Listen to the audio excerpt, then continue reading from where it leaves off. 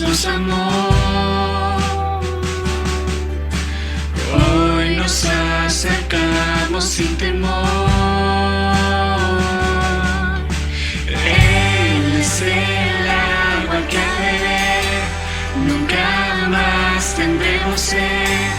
Jesucristo basta, Jesucristo basta. Mi castigo recibió y su herencia me entregó. Jesucristo basta, Jesucristo basta.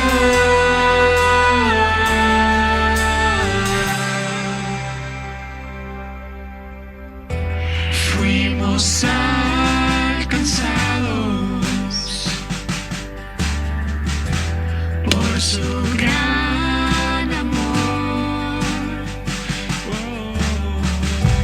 Con brazos abiertos nos recibe hoy.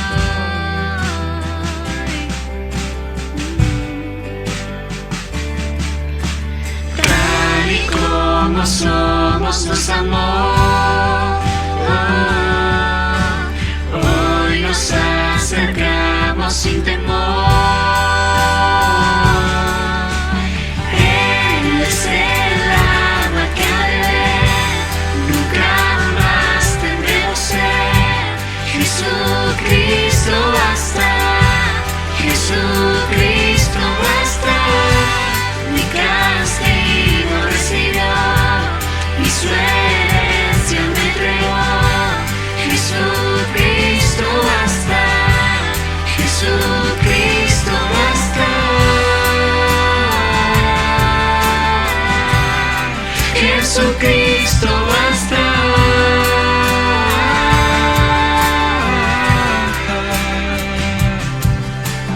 Tal y como somos nos amó. Hoy nos acercamos sin temor, sin temor. Tal y como somos nos amó.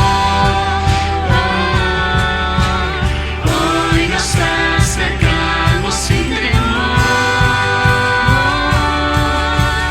Él es el agua que al beber nunca más tendremos sed. Jesucristo basta, Jesucristo basta. Mi castigo recibió y su herencia me entregó. Jesucristo basta, Jesucristo basta. Jesucristo basta.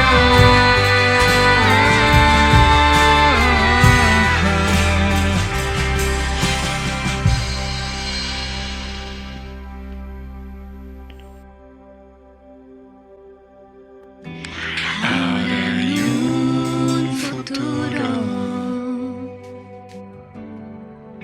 y esperanza fiel. En su amor confiamos, hay descanso en él.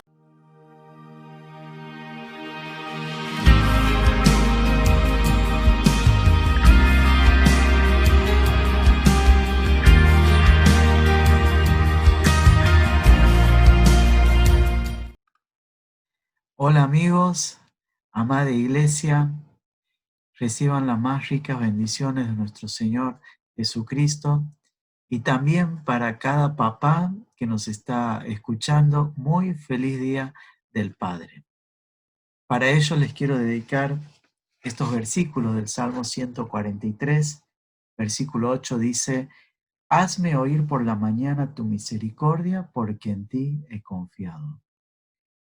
Hazme saber el camino por donde ande, porque a ti he elevado mi alma. Líbrame de mis enemigos, oh Jehová, en ti me refugio. Enséñame a hacer tu voluntad, porque tú eres mi amigo, porque tú eres mi Dios. Y dice, tu buen espíritu me guíe a tierra de rectitud. Dios quiere ser todo esto en tu vida, tu guía, tu sostén, tu refugio, tu, eh, tu dirección.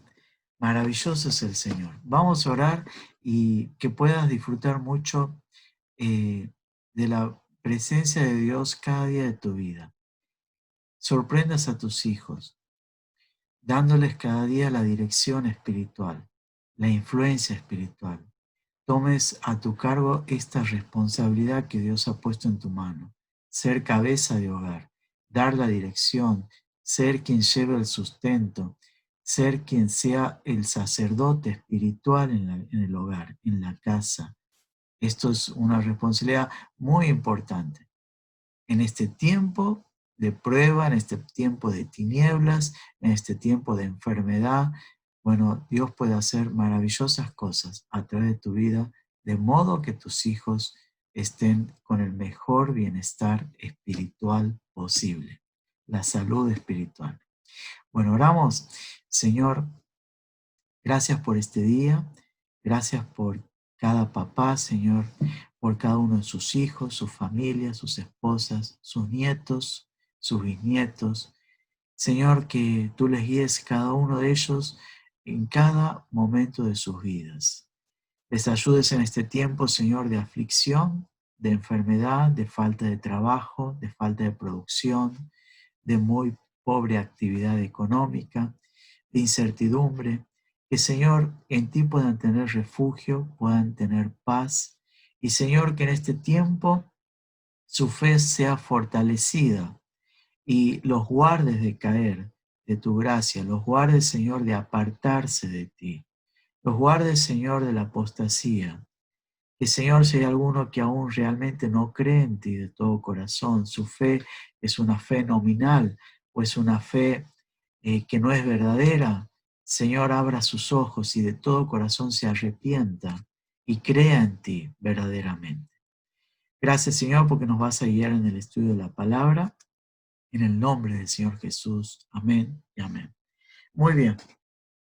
Hoy vamos a continuar estudiando de esta serie que estamos dando, las 7 iglesias de Asia. Vamos a estudiar el tercer mensaje a la iglesia de Asia. En este caso, el mensaje a la iglesia de Pérgamo. Por eso vamos a leer en Apocalipsis capítulo 2, versículo 12 al versículo 17. Presta atención, dice así: y escribe al ángel de la iglesia en Pérgamo. El que tiene la espada aguda de 2 filos dice esto: yo conozco tus obras y dónde moras, donde está el trono de Satanás.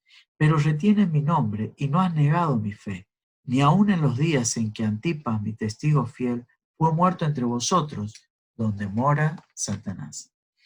Pero tengo unas pocas cosas contra ti, que tienes ahí a los que retienen la doctrina de Balaam, que enseñaba a Balac a poner tropiezo ante los hijos de Israel, a comer de cosas sacrificadas a los ídolos y a cometer fornicación. Y también tienes a los que retienen la doctrina de los nicolaitas, la cual yo aborrezco. Por tanto, arrepiéntete, pues si no vendré a ti pronto, y pelearé contra ellos con la espada de mi boca. El que tiene oído oiga lo que el Espíritu dice a las iglesias. Al que venciere daré a comer del maná escondido, y le daré una piedrecita blanca, y en la piedrecita escrito un nombre nuevo, del cual ninguno conoce sino aquel que lo recibe. Que el Señor bendiga su palabra y nos dé luz en este momento, en la exposición de ella, y sobre todo la guía del Espíritu Santo, para que podamos ser fortalecidos en fe y corregidos en todo aquello en que estamos errados o equivocados, y de esta manera que Dios cumpla su voluntad en nosotros. En primer lugar, vemos la presentación. Y acá el Señor Jesús se presenta. En el versículo 12, el que tiene la espada aguda de 2 filos dice esto. El Señor Jesús se presenta con el poder de su palabra. El poder como una espada aguda de 2 filos. ¿Qué quiere decir esto? En varios pasajes de la palabra, encontramos que la palabra de Dios tiene como figura la espada. En el caso de la armadura del creyente, contra las acechanzas del maligno, de Satanás, y dice que tenemos que vestirnos y tomar la espada del Espíritu, que es la palabra de Dios. Así también en Hebreos capítulo 4, versículo 12, que dice que la palabra de Dios es viva y eficaz y más cortante que toda espada de dos filos. Y dice que penetra hasta partir el alma y el espíritu, las coyunturas y los tuétanos, y discierne los pensamientos y las intenciones del corazón. La palabra de Dios es una espada verdadera, filosa, cortante, y cuando empieza a penetrar, comienza a separar lo malo de lo bueno, comienza a purificar, comienza a arrancar, comienza a partir.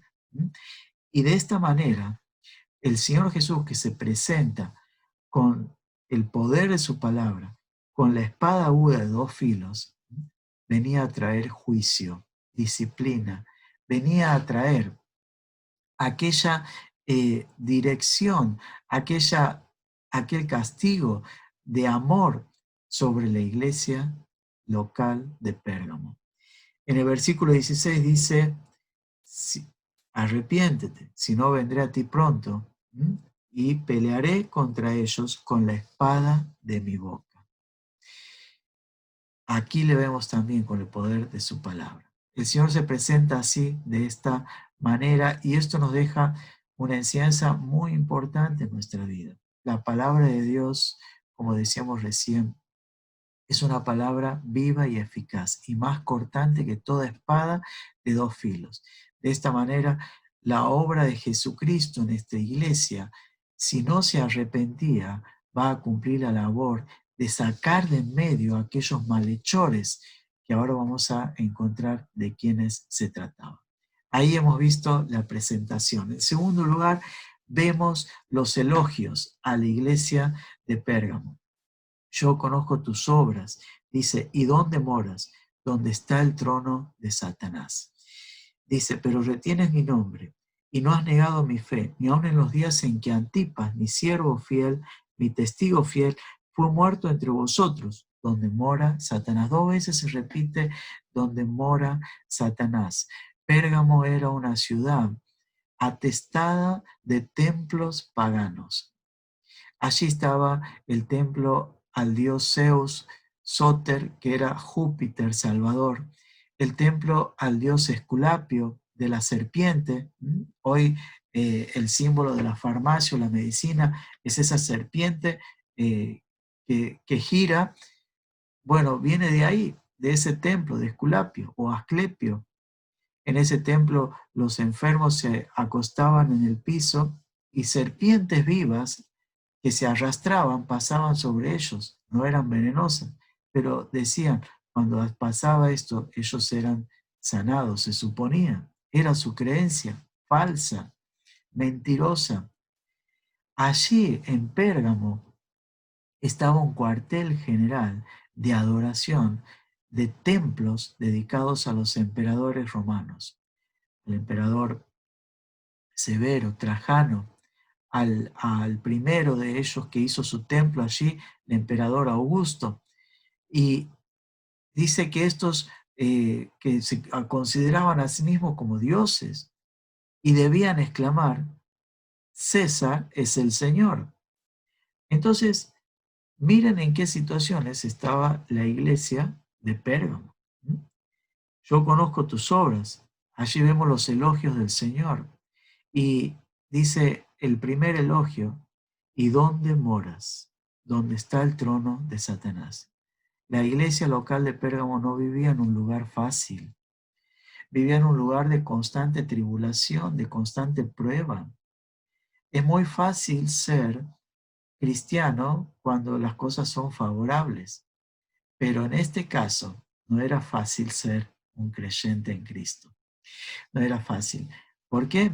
Porque cuando el creyente verdadero se daba cuenta que todo ese paganismo era la misma obra de Satanás y no eh, y no iba contra aquellas adoraciones falsas, ni exclamaba César es el Señor, sino al contrario, decía Jesús es el Señor. Se encontraba expuesto a una muerte segura. Ahora, de esta manera, la prueba que hace prueba la semilla de la fe, qué tan arraigada está o si está débil. Ahora, en este tiempo de pandemia, ¿cómo está tu fe?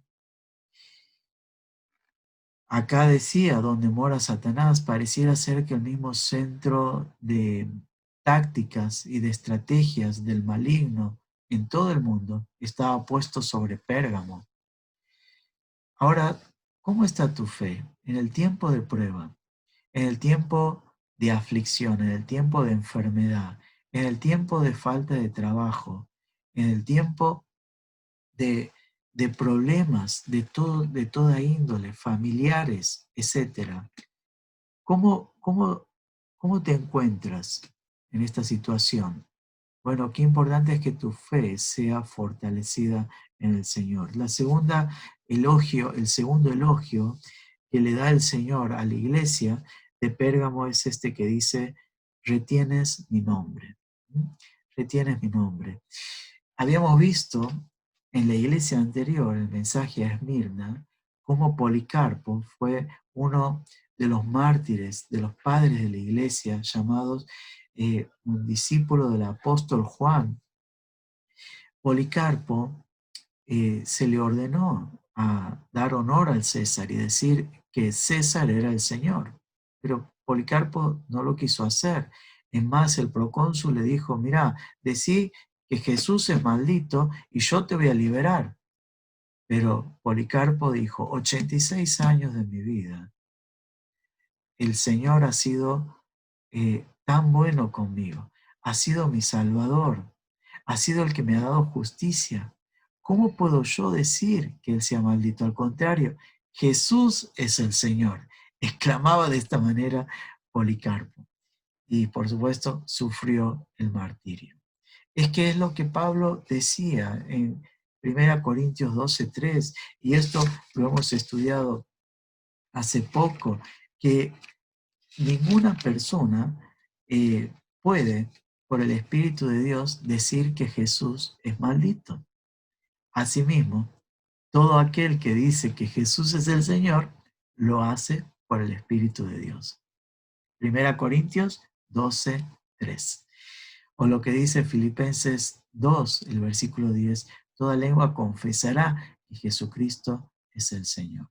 No dejemos de confesar el nombre de Jesucristo. Esta es la manera de retener la fe, retener el nombre del Señor. Cuando estemos en el trabajo, cuando estemos en el barrio, no escondamos el nombre de Cristo, ¿sí? Sino exclamémoslo, confesémoslo para la gloria del Señor. Dice el tercer elogio, y no has negado mi fe. No eran apóstatas y no has negado mi fe.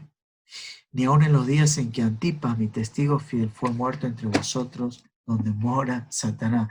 Antipas era alguien así como un hermano en la fe firme y que se le habrá obligado a decir, decí que César es el Señor.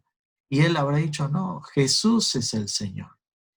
En los templos de aquellos emperadores, los creyentes eran obligados a exclamar, César es el Señor. Pero el creyente que decía esto negaba la fe, negaba la fe. Ahora, hoy en el tiempo de prueba, en el tiempo de aflicción, en la pandemia, vemos a hermanos que su fe no estaba fundada en el Señor y apostatan y niegan la fe, caen de la gracia por el miedo, la cobardía, el temor. Y nos damos cuenta que están perdidos. Ahora, qué importante es que te examines y veas realmente que estés parado en la verdadera fe en Cristo Jesús, en el Señor, el dador de la vida, aquel que tiene la espada aguda de dos filos. Y si te encuentras entre la vida y la muerte, no niegues la fe. ¿no? Sino confieses al Señor. Jesús es el Señor. Jesús es el Señor de mi vida. Jesús es mi Salvador. Y que le puedas exclamar de esta manera. Porque toda lengua confesará que Jesucristo es el Señor. Los que están arriba en los cielos, en la tierra y debajo de la tierra, para gloria de Dios Padre, para gloria del Señor Jesucristo. Una vez que hubo dicho los elogios a la iglesia de Pérgamo, estos 3 elogios, el lugar donde moraba era digno de recalcar, una iglesia que no la pasaba bien, que vivía en un lugar de circunstancias muy desfavorables, de circunstancias malas, que estaban expuestos a la muerte constantemente. También que retenían el nombre del Señor, confesaban a Cristo. Y en tercer lugar, no negaban la fe, se mantenían firmes, fieles. De modo que Antipas, uno de sus hermanos, de sus pastores, fue martirizado. Dice la historia que fue puesto en un buey de bronce y allí quemado, vivo. Bueno, terrible habrá sido eso. Bueno, así pasó con Antipas, un testigo fiel del Señor. Que el Señor nos halle testigos fieles en todas las personas, ante las autoridades, ante los hombres, ante nuestras autoridades laborales, ante nuestros vecinos del barrio, nos halle testigos fieles. Sigue diciendo, y ahora vamos a entrar, hemos visto la presentación, hemos visto los elogios, 3 elogios a la iglesia de Pérgamo, pero ahora vamos a ver la reprensión, 2 reprensiones fuertes. Dice, tengo unas pocas cosas, versículo 14, tengo unas pocas cosas contra ti, que tienes ahí a los que retienen la doctrina de Balaam, que enseñaba a Balac a poner tropiezo ante los hijos de Israel, a comer lo sacrificado a los ídolos y a cometer fornicación. Y también tienes a los que retienen la doctrina de los nicolaitas, la que yo aborrezco. Acá encontramos 2 terribles reprensiones. Dice pocas, unas pocas cosas contra ti. Matthew Henry, adoptado por don Francisco La Cueva, dice, pocas cosas no es lo mismo que pequeñas cosas. Tal cual. O sea, acá pocas cosas pueden ser graves y fatales, aunque sean pocas, pueden ser fatales y malas para la salud espiritual de la iglesia. No habla de pequeñas cosas. 2 cosas que eran fatales para la vida espiritual de la iglesia local en Pérgamo. La doctrina de Balaam y la doctrina de los nicolaitas. ¿En qué consistía la doctrina de Balaam? En un consejo maligno de mundanalidad, de idolatría y de fornicación.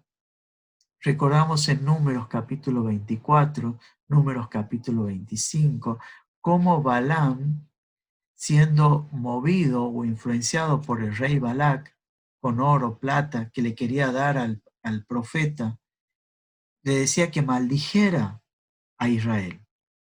Pero en vez de darle maldición, le daba bendición. Dios le daba bendición, no le daba maldición a su pueblo. Y de esta manera, Balaam era un consejero de Satanás. Pero vemos que dice la palabra en Números 31, 16, que por el consejo de Balaam, los hombres de Israel se juntaron con las mujeres de Moab, con las madianitas, y de esta manera generó que la ira de Dios se encendiera. Entonces, cuando Balaam no pudo entregar maldición a través de su profecía porque Dios le daba bendición, y de esta manera no podía recibir el oro y la plata que Balac le quería dar porque Balac se enojó con él, Balaam, en un ardid y en una estratagema de mal consejo, aconsejaba a su pueblo a unirse con las hijas de los moabitas. Y de esta manera los príncipes de Israel se juntaron con las hijas de los moabitas, la ira de Dios se encendió, Dios ordenó que aquellos fueran ahorcados. y hubo gran mortandad, 24,000 personas murieron por su pecado. Y vemos al sacerdote alanciar a Simri y a la Madianita Cosbi, por su pecado, por su unión fuera de la voluntad de Dios. Bueno, la doctrina de Balaam va contra en primer lugar, dice, comer lo sacrificado a los ídolos. Esto me habla de idolatría, contra la idolatría. Ahora vamos a decir, pero nosotros no hacemos idolatría. Acá no tenemos dioses falsos, no tenemos dioses de plata, ni de oro, ni estatuas, ni imágenes. Pero la idolatría no se trata solo de eso. La idolatría es espiritual. Y la idolatría es todo aquello que en tu vida ocupa el lugar que le corresponde a Dios.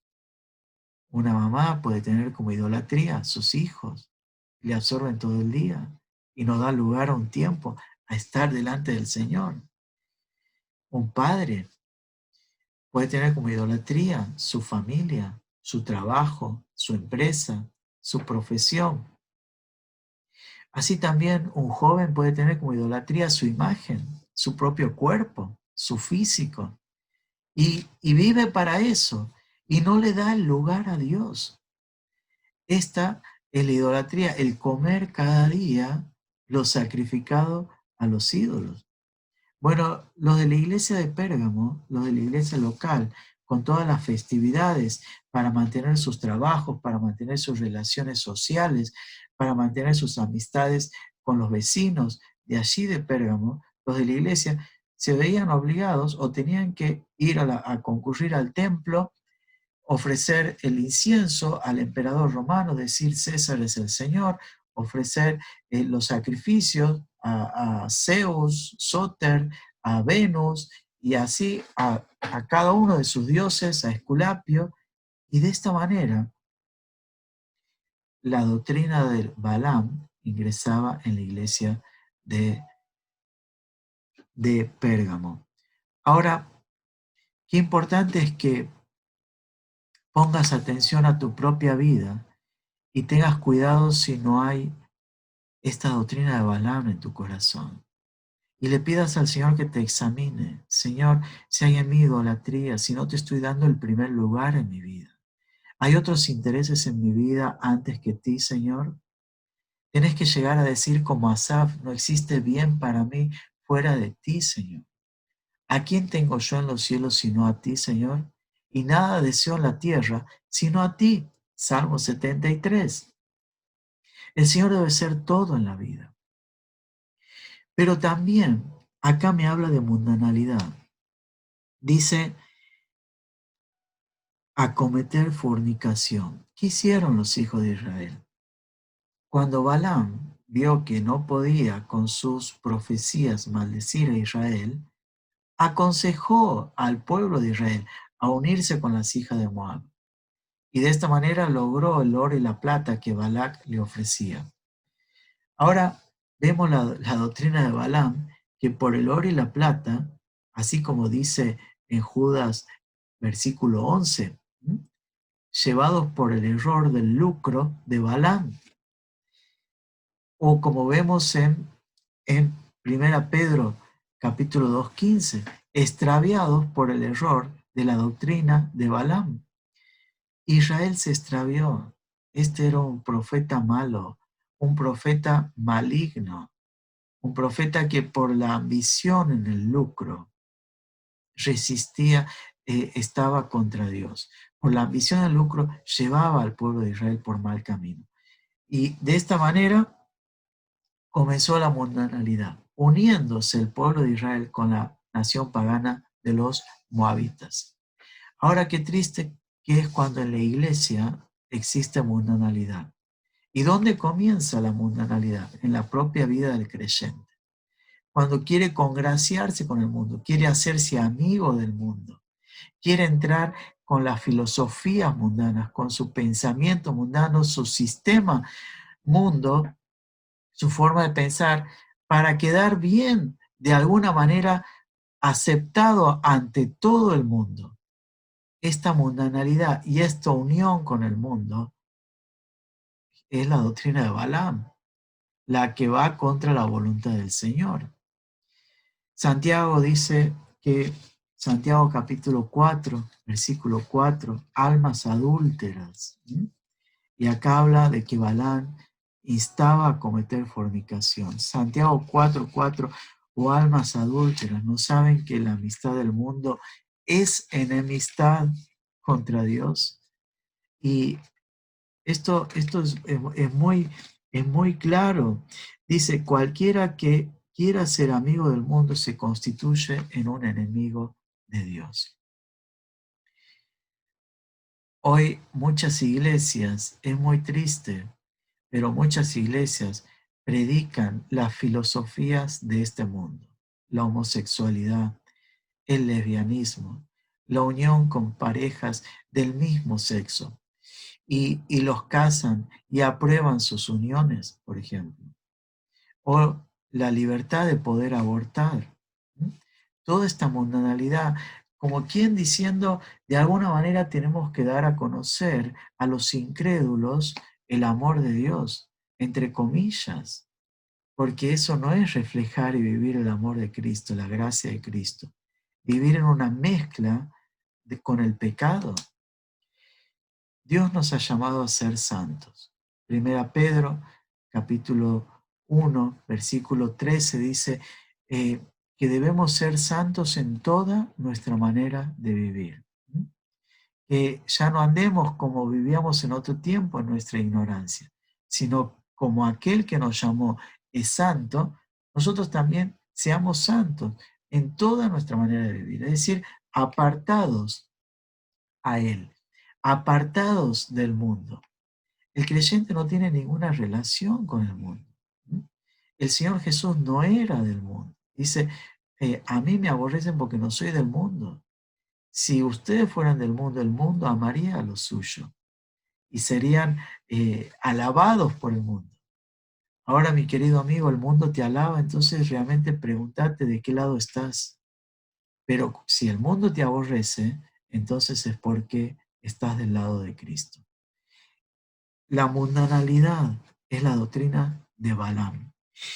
Y allí encontramos que se expresa en la palabra fornicación, haciendo entender la fornicación espiritual. Dios nos cela a los creyentes con un celo de amor, un celo santo, un celo bueno.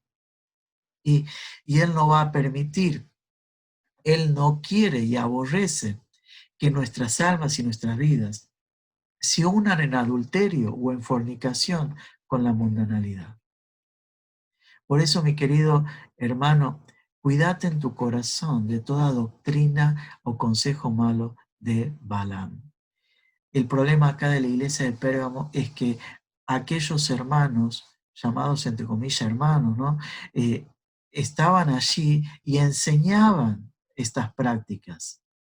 Los que, dice, tienes ahí a los que retienen la doctrina de Balaam. Este era el pecado de la iglesia de Pérgamo, no aplicaba disciplina contra aquellos falsos maestros. No aplicaban disciplina contra aquellos que daban falsas enseñanzas de parte de Dios. Entonces, tienes en el sentido de un tumor en medio del cuerpo. Retienes en el sentido de arraigar, asirse, retener. Entonces, no soltaban la iglesia local de Pérgamo a estos hermanos o personas que predicaban la doctrina de Balaam y de esta manera corrompían al cuerpo de Jesucristo, a la iglesia de Cristo, la iglesia de Pérgamo. Pero también encontramos la segunda reprensión, que también tienes a los que retienen la doctrina de los nicolaitas, las cuales yo aborrezco. Esto lo habíamos visto en el mensaje de la iglesia de Éfeso, en el versículo 6.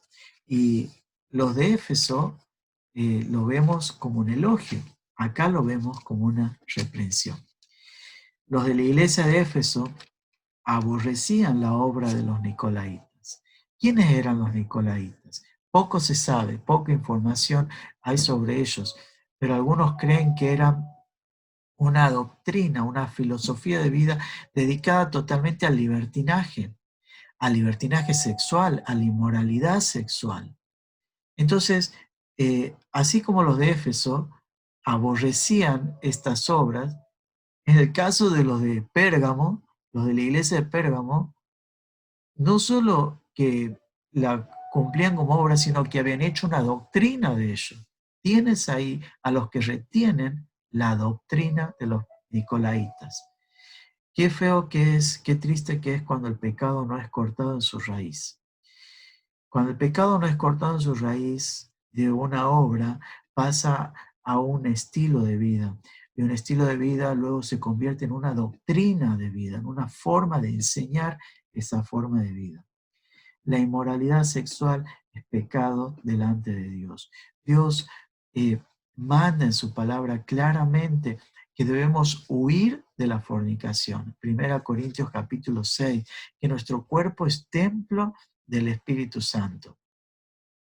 Y cuando hablamos de fornicación, no solo hablamos de las relaciones sexuales fuera del matrimonio, sino también incluye el matrimonio, incluye el adulterio e incluye toda clase de inmoralidad sexual, de promiscuidad, la homosexualidad, el lesbianismo. Dios nos manda contundentemente a unirnos, porque cualquiera que se une con una persona, dice, un cuerpo es con ella y peca contra su propio cuerpo. Somos templo del Espíritu Santo, dice, o ignoran que sus cuerpos son templo del Espíritu Santo, el cual también, en otro pasaje dice, nos anhela celosamente. Por eso, qué importante es, mi hermano, tengas cuidado y examines tu corazón. ¿Hay en mí idolatría, como la doctrina de Balaam? ¿Qué es más importante para mí? ¿El Señor o mi esposa? ¿El Señor o mi profesión? ¿El Señor o mis hijos? ¿El Señor o mis bienes? ¿Qué es más importante? ¿El Señor o mi imagen, mis fuerzas, etcétera? También tengas cuidado. ¿Qué es más importante en tu vida? Tengas cuidado con la mundanalidad y tengas cuidado con la fornicación. Luego vemos la amonestación. Habiendo visto estas dos reprensiones, entramos a la amonestación y dice arrepiéntete. Metanoia, la palabra griega, que significa un cambio de actitud, un cambio de mentalidad. Y esto de manera urgente está puesto en ese sentido. Es la misma palabra que se usa en el versículo 5, la que se le decía también a Éfeso, arrepiéntete, cambia de mentalidad y hazlo de manera urgente, porque no es para menos. Son pocas cosas graves, dos cosas muy graves, fatales, que traen muerte, si no te arrepientes. Entonces dice, ¿qué pasa si no te arrepientes? Pues si no, vendré a ti pronto. El Señor nos retarda en traer juicio. Dice, y pelearé con ellos con la espada de mi boca.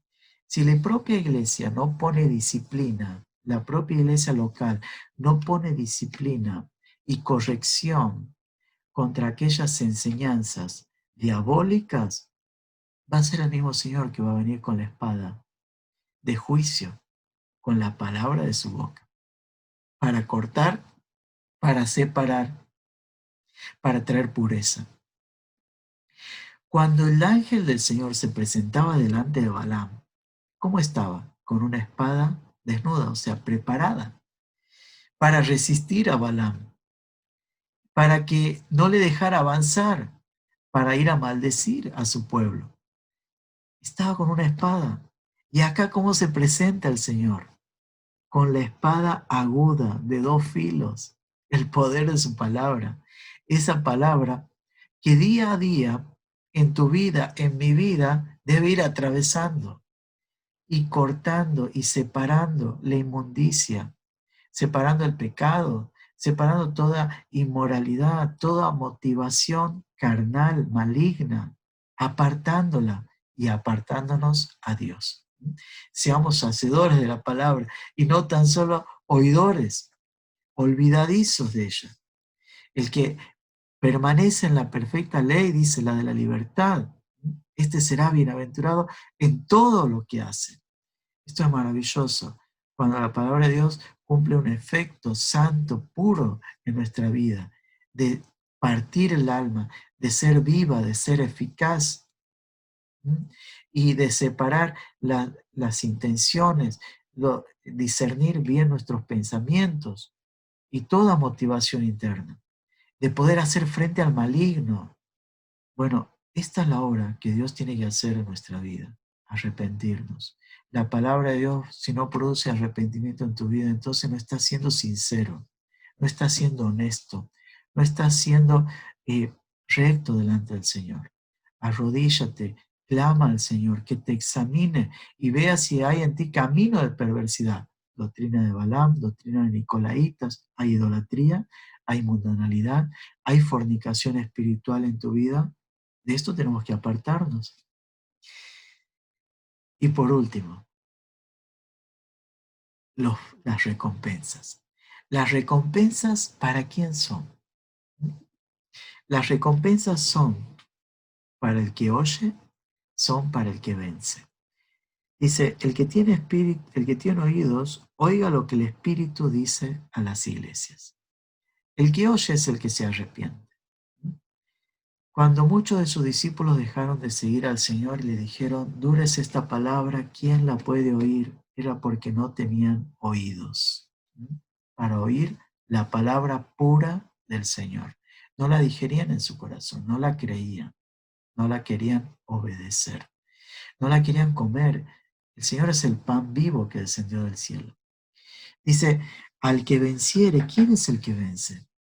Esta es la victoria que ha vencido al mundo, nuestra fe, la fe en el Señor Jesucristo. Dice, ¿cuál es la recompensa? Dos cosas, el maná escondido, la piedrecita blanca. Dice, le daré a comer del maná escondido. El maná estaba escondido en una urna de oro dentro del arca, del pacto, aquel cofre de oro, cubierto de oro, con un propiciatorio, dos querubines, que estaban en el lugar santísimo en el templo de Dios.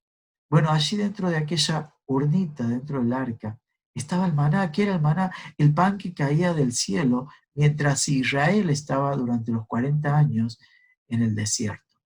De eso se alimentaba.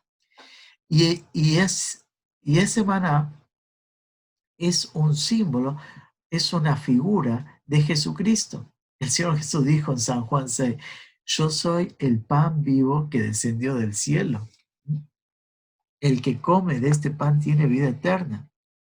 El que bebe tiene vida eterna. Él es el pan vivo al que Dios envió. Esto es maravilloso. Poder tener una relación personal con Cristo sacia la vida, porque ese es el único pan que verdaderamente sacia. El Señor que te dé ese maná escondido. El Señor no está escondido para el creyente.